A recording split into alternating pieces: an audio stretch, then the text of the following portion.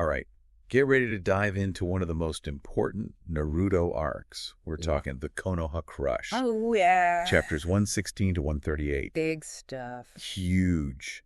This is where the Hidden Leaf Village faces an all-out invasion. Yeah. And it's orchestrated by Orochimaru.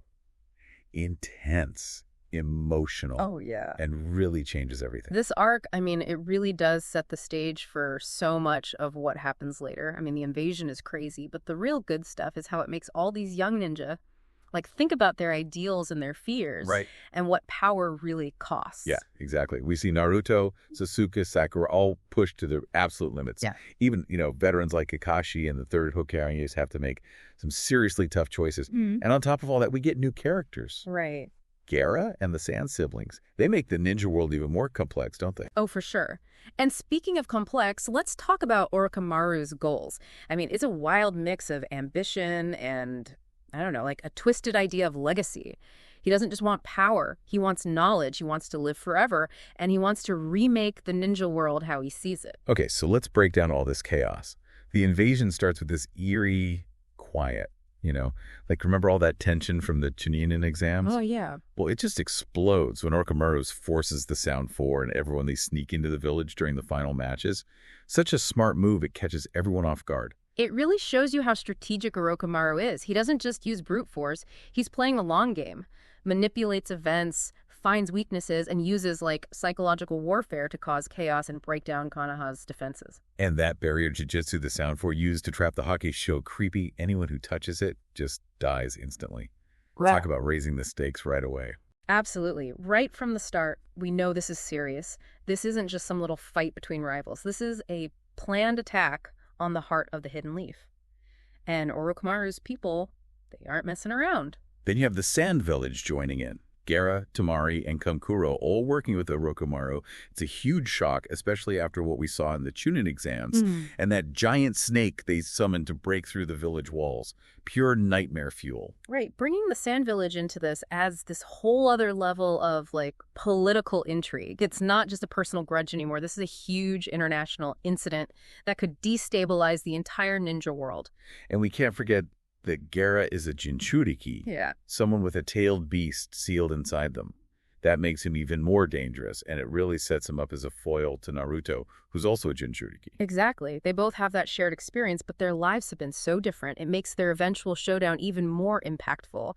It becomes this clash of ideologies, nature versus nurture, like a test of how much choice you really have in deciding your fate. And it's fascinating how we get Gaara's backstory woven in here. Yeah. We learned about his horrific childhood, how everyone treated him like a weapon and were scared of him because of the shukaku.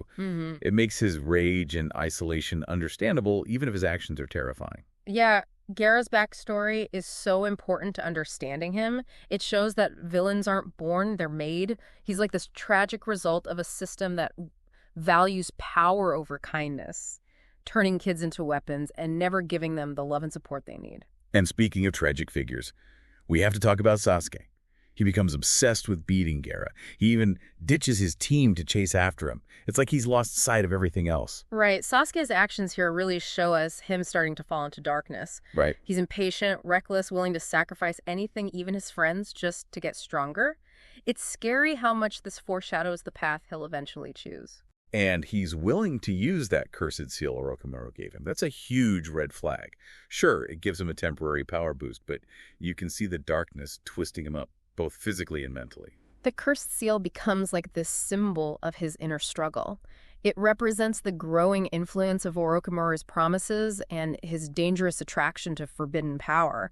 It's a turning point that really changes his character, setting him on a collision course with who he used to be and, of course, with Naruto. But in the middle of all this chaos, the real showstopper is the fight between the third Hokage and Orochimaru. It's a legendary battle, two incredibly powerful ninja going head-to-head, but it's also deeply personal. You feel the weight of their history as teacher and student, the tragedy of Orochimaru's betrayal. It's a clash of legacies, you know. Yeah. Like a mini version of the bigger fight between those who believe in Konoha's values and those who want to tear them down. Yeah. It's heartbreaking seeing the third Hokage forced to fight his former student, someone he cared for and believed in. And the way Orochimaru summons the first and second Hokage using that forbidden jutsu. Oh, man. Chills. It's not just about power, it's a psychological attack. Right. He's making the third Hokage face his predecessors, his own legacy, and the huge burden of leadership. That moment is so well done. It adds this layer of history and emotional depth to the fight. We see the third Hokage wrestling with the sacrifices made by those before him, the responsibility of protecting the village, and the terrible consequences of Orochimaru's choices. And the spectacle of the fight. The third Hokage summoning Enma, the Monkey King, who can turn into a staff, and Orochimaru with the legendary Kusanagi sword. It's like visual poetry. It's a fight that shows us the peak of ninja skill and power. Jutsu mastery, strategy, and pure determination. It reminds us that Naruto isn't just about flashy techniques. It's about the will to protect, the responsibility of leading, and the hard choices that come with wielding immense power. But there's so much more to unpack in this arc, so much more to explore. Oh, absolutely. We're just getting started. But before we get into the emotional roller coaster of Naruto versus Gaara, let's take a quick break. We'll be right back with more of your deep dive into the Konoha Crush. Okay, you ready to jump back into all the craziness? Oh, yeah. Last time we saw the third Hokage facing off against Orochimaru, and Sasuke was chasing down Gaara. It's like two huge storms brewing at the same time. Right, and it really shows how multi-layered this whole arc is, you know? You've got personal fights happening alongside all this political stuff and ideological clashes. It's what makes it so captivating. So where do we find Sasuke? His pursuit of Gaara was kind of unhinged, like a runaway train. What's pushing him so hard? Well, remember, Sasuke is still haunted by what happened to his clan. Right. That massacre. He's obsessed with getting revenge on Itachi, his brother, and to him, power is the only way to do that. He's got tunnel vision, can't see anything else, not even his teammates. Okay, but Gaara, he's this force of nature, almost impossible to relate to. What's going on behind that cold exterior? His backstory's the key. He was literally treated as a weapon from birth. His own village feared him and isolated him because of Shukaku, the one-tailed beast inside him. Imagine that loneliness, that resentment. It's heartbreaking. He never even had a chance to have normal relationships. Yeah. No wonder he's so messed up. Exactly. And that's why his fight with Sasuke is so symbolic. You've got Sasuke, driven by revenge and this thirst for power, and then you have Gaara, a living example of how cruel the ninja world can be, convinced that only strength matters. And their fight. It's brutal. Sasuke uses his Chidori, that blast of lightning chakra always looks awesome, and he manages to hit Gaara pretty hard, even cuts off his arm. The Chidori, besides looking so cool, it really tells us about Sasuke. Oh, yeah? Yeah, it's a high-risk, high-reward move, needs tons of speed and focus, but if you miss, you're wide open. Kind of like Sasuke himself, all or nothing reckless, could destroy himself. But then Gaara just regenerates, powered by Shukaku. Scary stuff. And Sasuke's pushed to the limit. He even uses the cursed seal to get a boost, but you see it really taking a toll on him. That's where you see how dangerous the cursed seal really is. Sure, it gives you power, but it costs you. The more Sasuke uses it, the more it twists him up, inside and out, like a dark addiction eating away at him. It's scary how easily he gives into it, especially knowing where it leads him. But before we get into that, what about Sakura? She's often sidelined in fights, but she has this incredibly brave moment. Tries to protect Sasuke and Naruto from Gaara. Yeah, people don't always notice what Sakura does, but it's important. Right. Even though she's not that strong yet, she puts herself in danger for her team. It shows her loyalty and courage. She wants to be more than just a damsel in distress. It sets her up for some amazing development later on. But back to the main event. Naruto shows up right as Gaara is about to finish off Sasuke. What an entrance. Classic hero arrival, perfect timing for maximum drama. But even more than that, it's the beginning of one of the most powerful showdowns. Naruto versus Gaara. And it's not just about saving Sasuke, is it? Yep. It's about these two Jinchuriki, who've both suffered so much, finally facing each other. Like a mirror, making them see their own demons. Exactly. They both have this huge power inside them, and society has rejected and feared them for it. But Naruto chooses to embrace it. Finds strength and friendship in protecting others. Gaara, on the other hand, he hides away in hate, convinced that power is all that matters. Their fighting styles show that difference so well, too. Naruto uses shadow clones, all about teamwork. Gaara uses sand, like it's part of him, all about being alone. It's visual storytelling at its best. I agree. Their fight is choreographed so well. We see Naruto's creativity and how tough he is as he tries to outsmart Gaara's attacks. There's even that funny moment when he tries to summon Gamabunta, the giant toad. I love that part. But accidentally gets Gamakichi, his son, who's still just a tadpole. It breaks the tension for a second, But it also shows how Naruto never gives up. Even when things go wrong, he figures something out. It shows his optimism and his belief that you can overcome anything. But as they fight more and more, we start to see how much Gaara's hurting. Those flashbacks, they show us how his own uncle betrayed him and how his father manipulated him, made him believe he was only meant to be a weapon. Oh, it's just awful. It makes you realize that Gaara's rage isn't just some random villain thing. It comes from all the trauma he's been through. Right. It makes him human, even as he's turning into this, sand demon monster. Yeah. And that's what makes Naruto's approach so powerful. He doesn't just want to beat Gaara, he wants to understand him, to reach that wounded kid inside. And it's not easy. Gaara's relentless. His sand is everywhere. Naruto gets knocked down over and over, but keeps getting up. He won't give up on Gaara or on his belief that people can connect. It shows how much Naruto believes in friendship, how convinced he is that kindness and understanding can reach even the hardest heart.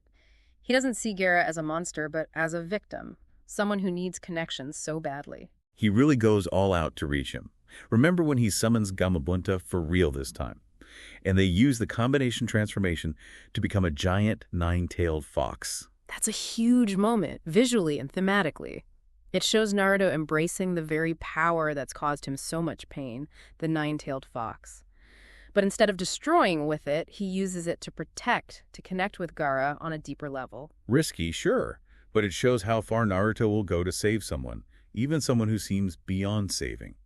But while this is going on, we can't forget about the third Hokage. His fight with Orochimaru reaches a really tragic climax. It does, and it shows us what sacrifices leaders have to make, the burdens they carry, and the impossible choices they face. And the way it mirrors Naruto's fight is so smart. Naruto's trying to save Gaara from darkness, while the third Hokage is fighting the darkness that's already consumed his student. It's parallel storytelling done perfectly. It shows how connected these fights are and how personal choices affect not just one person, but whole villages, even nations.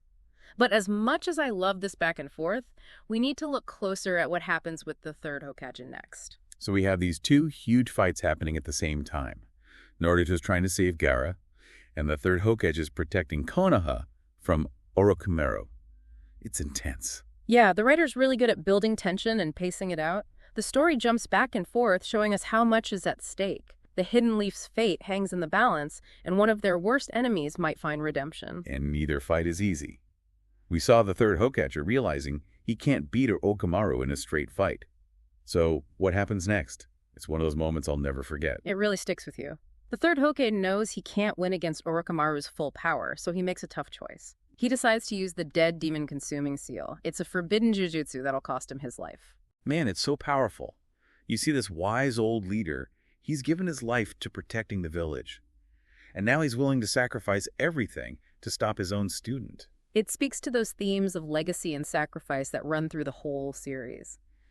The third Hokage gets it. True leadership isn't about power or glory. It's about protecting the next generation, giving them a chance to build a better future.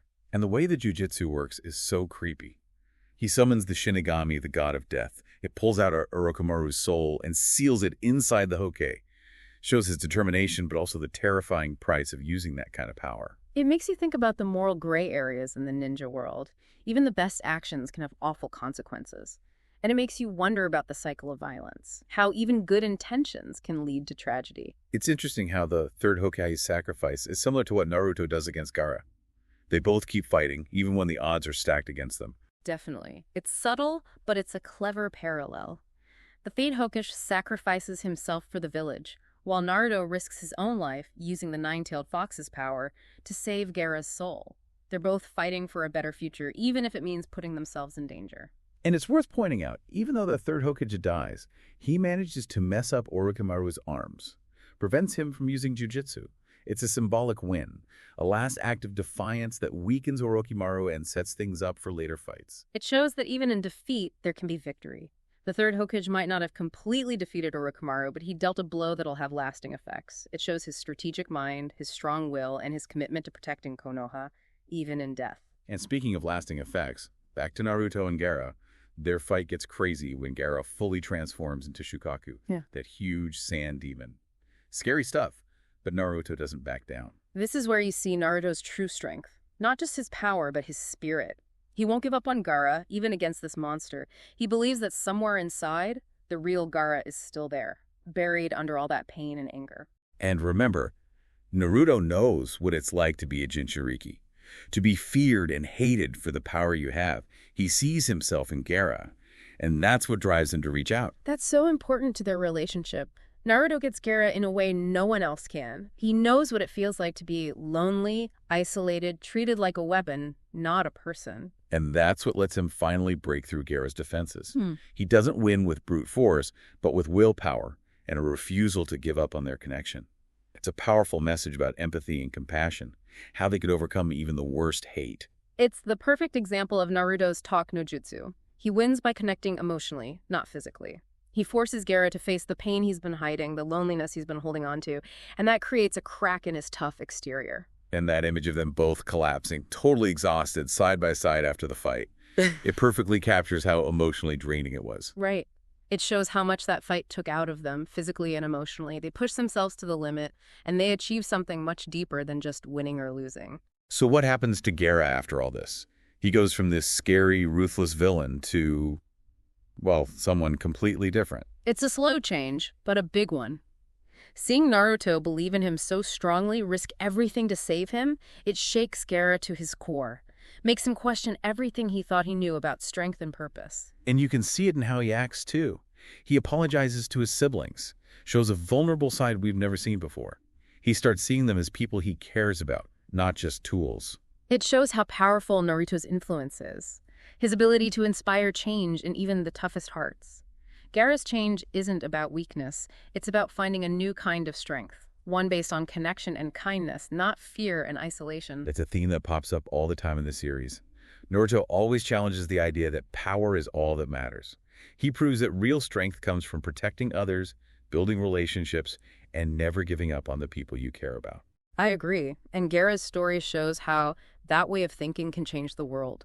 It shows that even those lost in darkness can be redeemed, that hate can be broken, and that hope can grow in the most unexpected places. But even as Konoha starts to rebuild and grieve, there's this uneasy feeling. We see those mysterious fellows watching the village, a classic cliffhanger, reminding us that the danger's not over. It's a great way to make the audience want more. It hints at future threats and reminds us that the Naruto world is always changing. Peace is fragile, and there are always new challenges, new enemies lurking. So we've talked about the battles, the betrayals, the sacrifices, the emotional ups and downs of the Konoha Crush. What's the biggest takeaway for you? You spent so much time thinking about this arc. I think it comes down to choice. We see characters like Sasuke and Gaara, shaped by pain and used by others, ultimately choosing different paths. Gaara chooses connection, breaks free from hate. Sadly, Sasuke chooses isolation and revenge, a much darker path. It reminds us that we're not defined by our past. We have the power to decide who we want to be, even when it's hard. Exactly, and the Konoha Crush, with all its chaos and loss, it ultimately gives a message of hope. Even when surrounded by darkness, even when it seems hopeless, there's always a chance for redemption, growth, and connection. It's a powerful message that goes beyond the world of ninja and speaks to something universal about being human. I think so too. And that's the true legacy of the Konoha Crush. It reminds us that even in war and loss, there's always a glimmer of hope, a possibility for change, and the lasting power of human connection to guide us forward. On that note, that wraps up our deep dive into the Konoha Crush. Thanks for joining us. Until next time, keep exploring, keep asking questions, and keep diving deep.